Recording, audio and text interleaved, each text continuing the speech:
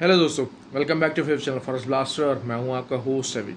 और perfect day, perfect entry और perfect video उन लोगों के लिए जिन्होंने मेरी वीडियो के लेवल्स फॉलो किए, और उन लोगों के लिए जो मेरे फ्री व्हाट्सएप ग्रुप का हिस्सा है। फ्री व्हाट्सएप ग्रुप में बताता चलो, इट्स टोटली फ्री, 100% फ्री है। हर कोई इसको ज्वाइन कर सकता है, हर कोई इसका हिस्सा बन सकता है। और मज़े की बात मैं बताता चलूँ कि it is not a signal group जो कि चीनो मीने ग्रुप होते हैं या ब्रॉडकास्टिंग ग्रुप होते हैं जिसमें 20-30 पिप्स के टीपीस बताए जाते हैं। It's a learning based group. आप वहाँ पे सवाल पूछ सकते हैं, चीज़ों को पूछ सकते हैं, मार्केट के मतलब फंडामेंटल्स एनालिसिस, ये सब कुछ वहाँ पर शेयर कर सकते हैं, चीज़ों को जान सकते हैं। तो this is how we have the luxury of that group. और कौन लोग उसका हिस्सा बन सकते हैं?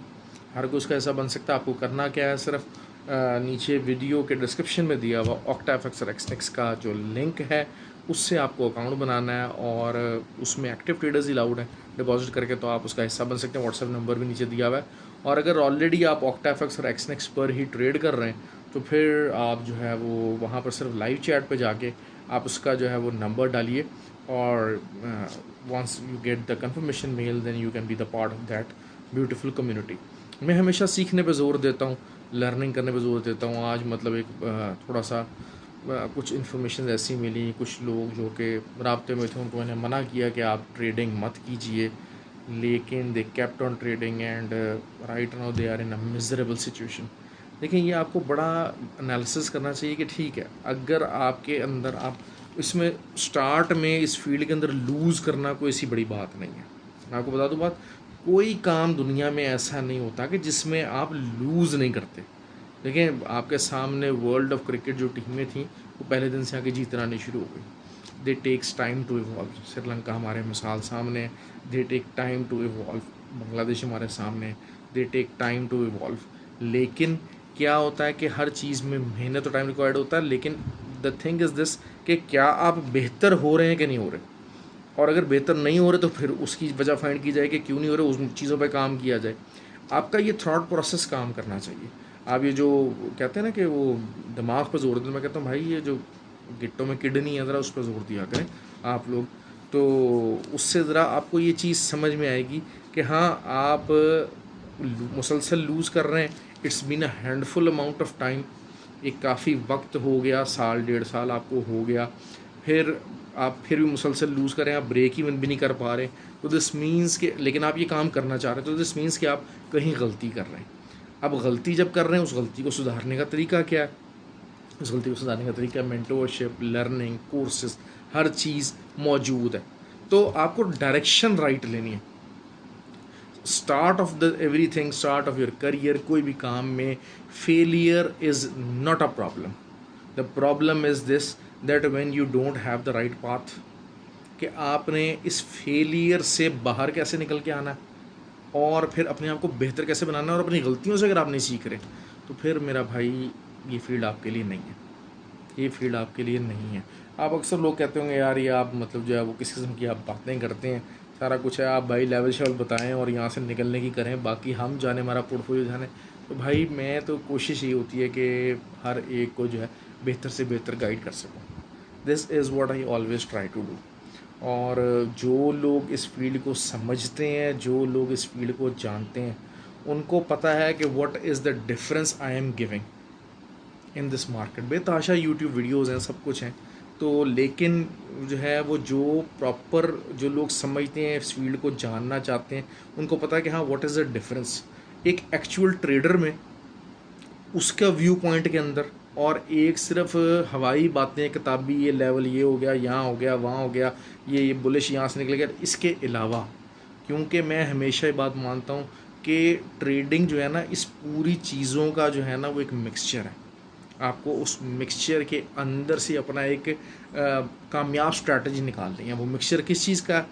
आपका टेक्निकल एनालिसिस का, आपका फंडामेंटल एनालिसिस का, और आपके साइकोलॉजी का, और आपकी एफर्ट्स का, आपके पोर्टफोलियो का, ये सब चीज़ का एक कंबाइंड मिल के टाइम गिविंग का एक कंबाइंड एफर्ट का एक रिज़ल्ट जो है ना वो ट्रेडिंग है, कामयाब ट्रेडिंग।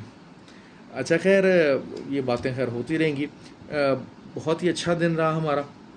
मैंने आपको गोल्ड में मैंने आपको बताया था कि जी मार्केट जा सकती है 48 से 51 का एरिया, 52 का एरिया, ये एक बाइंग एरिया बताया था, ऑब्वियसली यहाँ से बाय भी निकली, यहाँ तक मार्केट आई भी, यहाँ से बाय भी निकली।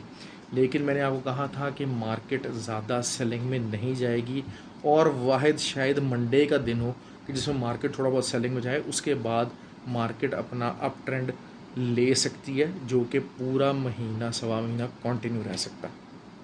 ठीक हो गया। देखिए, आपको आपके अंदर एबिलिटी हो जानी चाहिए चीज़ों को चेंज करने की, चीज़ों को चेंज करने की, अपनी सोच को चेंज करने की।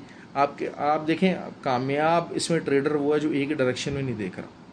देखिए, मैंने एक बनाया हुआ था लेवल अपना पिछले मंथ का, पिछले वीक का, इससे नीचे अगर मामलात नहीं चलेंगे तो I have to start thinking differently, and now I am thinking differently because this is what the doctor ordered.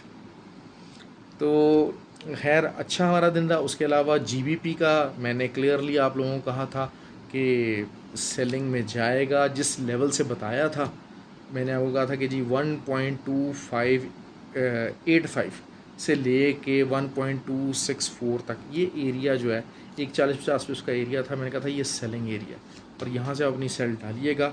और नीचे एक तकरीबन, वही मैं हमेशा कहता हूँ कि इंट्रा डे के पॉइंट ऑफ व्यू से जो है वो करेंसी पेयर्स के अंदर 70 पिप्स, गोल्ड के अंदर 100 पिप्स, ऑयल के अंदर 100 पिप्स, नास्डैक के अंदर 100 पिप्स, जो कि वॉलेटाइल है, इनके अंदर आपको लाजमी जो है वो एंट्रीज़ लेनी है और वहाँ प्रॉफिट बुक करना है। तो जिन्होंने बहरहाल उसके ऊपर प्रॉफिट बुक किया, उन्होंने अच्छा प्रॉफिट बुक किया। जीबीपी JPY जब वो H4 की कैंडल बनी, वहाँ से रिजेक्शन हुई, तो मैंने सेलिंग की कॉल चलाई ग्रुप के अंदर, और एक अच्छा प्रॉफिट उसमें भी हम लोगों ने अर्न किया। USD कैड मैंने आपको बाइंग का कहा हुआ था, 1.3325 का एरिया था, वहाँ से मैंने आपको बाय का कहा हुआ था। इस टाइम पे मार्केट तकरीबन 1.3378 है, कोई बहुत ज़्यादा एग्रेसिव तो नहीं है, लेकिन ठीक है। जो लोग, क्योंकि देखें अक्सर जो है ना, जो करेंसी पेयर्स करते हैं ना लोग, वो इसीलिए करते हैं कि यार ये स्लो हैं, थके हुए हैं, और थोड़ा सा शायद उनको फील होता है कि सेफ़ है, बहुत ज़्यादा वॉलेटिलिटी नहीं है, बहुत ज़्यादा इसके लिए जो है ना इक्विटी रिक्वायर्ड नहीं है, तो उनके पॉइंट ऑफ व्यू से फिर इतना ही प्रॉफिट एक बन सकता है। Oil was the hero of the day. मैंने आपको बार बार कहा है कि ऑयल सेल में रहेगा, सेल में रहेगा, इसमें सेलिंग तलाश कीजिए, और नीचे तक बड़ा अच्छा हमारा प्रॉफिट्स रहे, नीचे के हमारे बेतहाशा टीपीज हिट हुए, long term target, weekly target की तरफ अब हमारा जो मार्केट मूव ऑन करने जा रही है। तो 12, लेकिन ये कि फंडामेंटली शायद most important day of the week, क्योंकि कल का जो दिन है उसके ऊपर बहुत ज़्यादा डिपेंडेंसी होगी। कल का डाटा क्या आता है, CPI नंबर्स हैं, they are very very very important.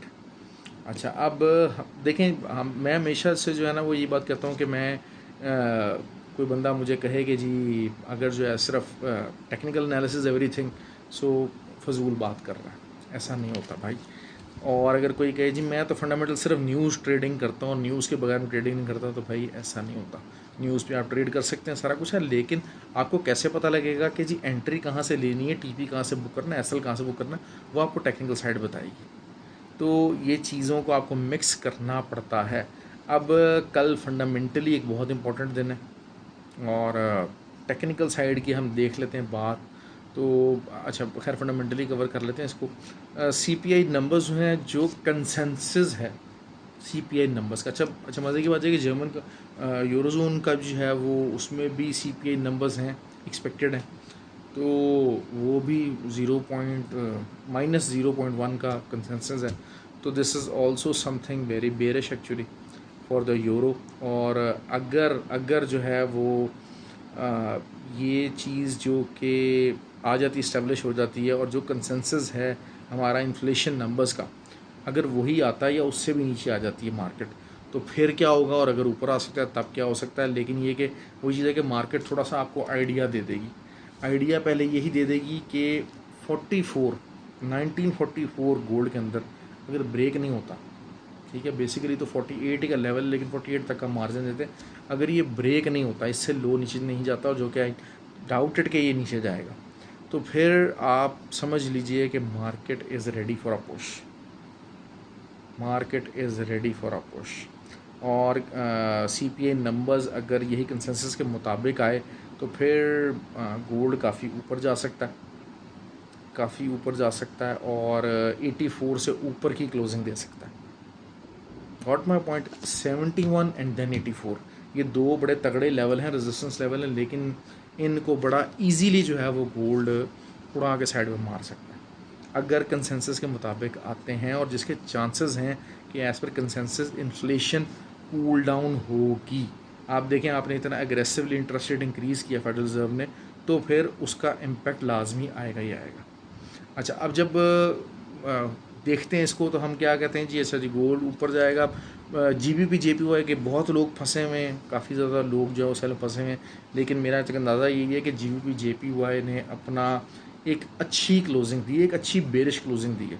अब फॉलो अप क्लोजिंग जो है उसकी कल आती है, तो यकीनन मेरे ख्याल से कल 172.2 तक का एरिया जो है वो GBP JPY आपको दिखा सकता है US सेशन के अंदर। ठीक हो गया। अच्छा, दूसरी ऑन द कॉन्ट्ररी, अगर तो GBP USD की हम बात करते हैं, GBP USD जो है वो 1.2465 से लेके 1.242 ये एरिया अगर आपको मिलता है तो आप यकीनन जो है वो इसको बाय कीजिए यहाँ से, और एक दफ़ा दोबारा जो है वो 1.26 का M पैटर्न बनेगा और फिर वहाँ से दोबारा आप सेलिंग ले सकते हैं, जो कि एक लंबर डीपर डाउन सेलिंग जा सकती है। ओके, ये एक मतलब सिनेरियो मैं आपको बताना चाह रहा हूँ। देखिए, बहुत सारे लोग कहते हैं सर ये तो हमें तो M पैटर्न का नहीं पता, हमें तो W पैटर्न का नहीं पता। तो भाई सीखें, इसी काम के लिए फ्री व्हाट्सएप ग्रुप बनाया है, सीखें इसी काम के लिए। फॉरेक्स ब्लास्टर्स एकेडमी है, इंशाल्लाह सैटरडे को क्लासेस होंगी इंशाल्लाह उसमें, और जो है वो आप उसको सीखें। ठीक है, तो that is the way to go. ये चीज़ें बताई हैं, M हैं, W हैं, बारह मेरे फ्री व्हाट्सएप ग्रुप वाले लोग तो ये चीज़ों को जानते हैं, बहुत अच्छे तरीके से डिस्कस भी कर लेते हैं, और कल सेंटीमेंट बहुत इंपॉर्टेंट रोल प्ले करेंगे। एक चीज़ क्योंकि ये भी हो सकती है, ज़ाहिर बात है कि थोड़ा बहुत होगा क्या कि जी जो है एज़ पर कंसेंसस जो है वो अगर ऑन द लोअर साइड के ऊपर CPI नंबर आता है तो बहुत सारी दुनिया जो है वो फ़ौरन at the first hour data आने के at the first hour till 7 o'clock, मतलब 1.5 आवर, 5:30 जो पाकिस्तान टाइम डाटा आना है, फिर 7 बजे एक और मार्केट है मेन जहाँ पर वॉलेटिलिटी आती है, तो वो खुलनी है। तो वो जो 1.5 आवर होगा उसमें हो सकता है कि डाटा आएगा तो फिर दुनिया धड़ा बाय में बैठेगी और उसकी वजह से जो है वो मार्केट नीचे को विक मारेगी। तो you have to consider it as a very good buying opportunity, क्योंकि मैं आपको बात वही बताता चलूँ, 1940 38 ये एरियाज़ हैं जो कि जहाँ तक मार्केट इससे ऊपर है ना, क्लोजिंग जब तक है नहीं देती है, तो market is in the buy sort, और मार्केट का स्विंग इस टाइम पे अपवर्ड है, मार्केट का स्विंग डाउनवर्ड नहीं हो सका। हाँ, ये ज़रूर होता है कि CPI number on the higher side आ जाए तो फिर मार्केट का स्विंग भी डाउन हो जाए और सब मामलात भी डाउन हो जाए, लेकिन थोड़ा सा जो है ना मार्केट टेक्निकली भी आपको कुछ ना कुछ बता ज़रूर देगी, हिंट ज़रूर बता देगी कि जैसे मोस्ट ऑफ द टाइम मैं बता दूँ, आज का जो लो लगा है गोल्ड का वो नहीं टूटना चाहिए। अगर मार्केट में कल ऊपर जाना है तो मार्केट में आज का लो नहीं टूटेगा। बाकी ये कि जो है वो मैंने एक बड़ी अच्छी स्कैल्पिंग स्ट्रैटेजी अपने ग्रुप के अंदर बताई हुई है at the time of news, कि आपने ऊपर बाय ऑर्डर्स लगाने और नीचे सेल ऑर्डर्स लगाने विद द SL ऑफ 20 पिप्स, और आप उसको बड़े अच्छे तरीके से उसको आप रन कर सकते हैं, लेकिन इसके लिए ब्रोकर आपका बहुत अच्छा होना चाहिए। अच्छा, UK वगैरह के जो लोग हैं, जो कि मेरे UK के, यूरोप के जो लोग हैं जिनके पास ब्रोकर की फैसिलिटी ज़रा नहीं है, क्योंकि वही बात है प्रॉपर ब्रोकर की फैसिलिटी नहीं है, 1:30 1:50 का लेवरेज देते हैं, जबकि इस काम में लेवरेज ज़्यादा चाहिए होता है, तो उनके लिए GTC ब्रोकर का लिंक मौजूद है।